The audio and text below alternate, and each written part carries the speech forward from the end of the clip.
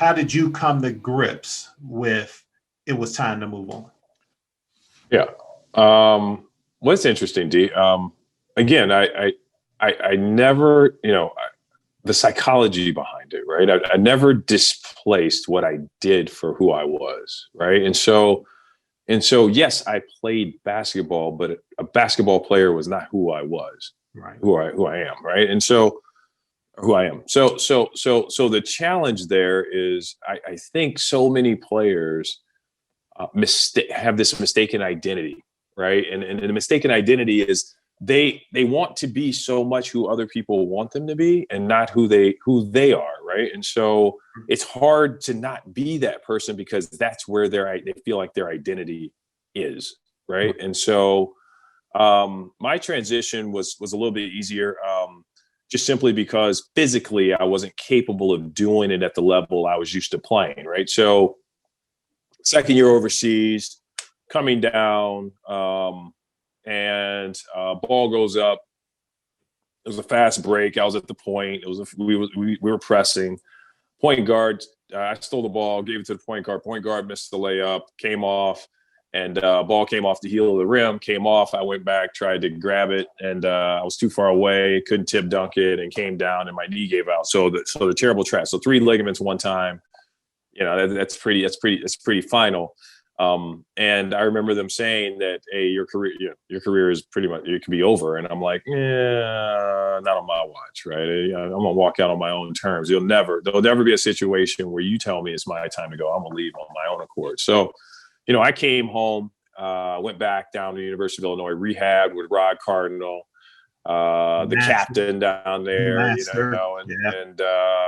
and Kruger welcomed me back and said, hey, play with the guys, no problem. They told me 12 to 16 months, D-Al's back playing in 4, fully functional at 6 or 7, and signed a contract in 8 to go back and play overseas. And the whole intent was I went back to play in Europe simply because they told me it was over.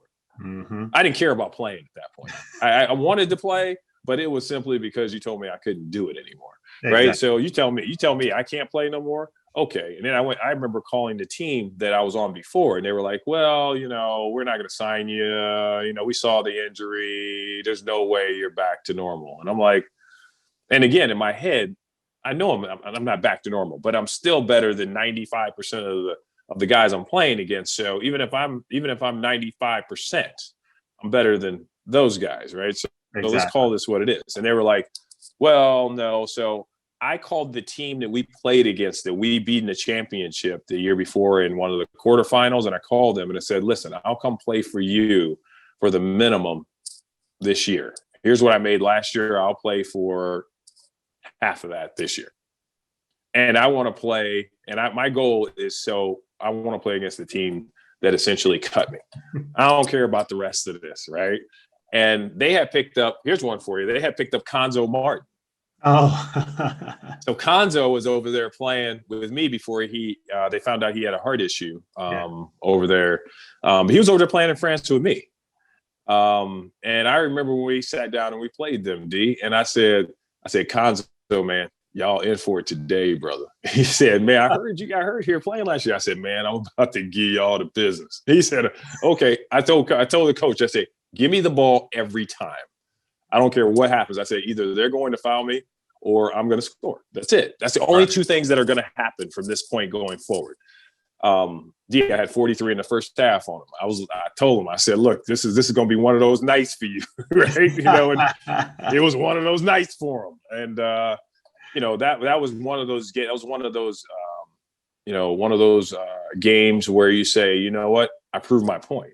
Right. And I remember a couple of days later, we were playing, and I called my agent and I told him, I said, I'm having some swelling in my knee. It's just comfortable. I got to sit out a day, ice. Man, I don't got to do this to make a living, right? This is painful. And I remember having a conversation with one of my mentors, and I told him, I said, I like playing basketball. I enjoy the game, right? I enjoy the competition. I enjoy all the things about it. But at the end of the day, I want to be able to play. There's a couple of things I want to be able to do. One, I don't want to be the guy we're hobbling around in the backyard, can't play with my kids. I don't want to be that guy, because so many players you watch and they physically are compromised because of how long they played or because of what the game did to them. I didn't want to be that guy. And two, I didn't want my celebrity timeline, right, to essentially evaporate before I got an opportunity to take advantage of it, right? And so I was 2 years removed, almost 3 years removed from the University of Illinois.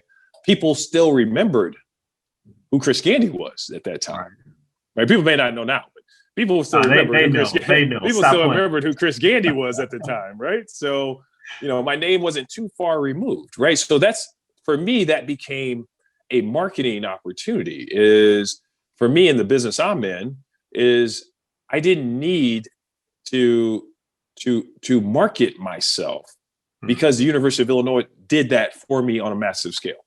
Right. So I remember I called my agent and I said, I'm coming home. He said, you guys got a game tomorrow. And I'm like, yeah, I'm coming home, bro.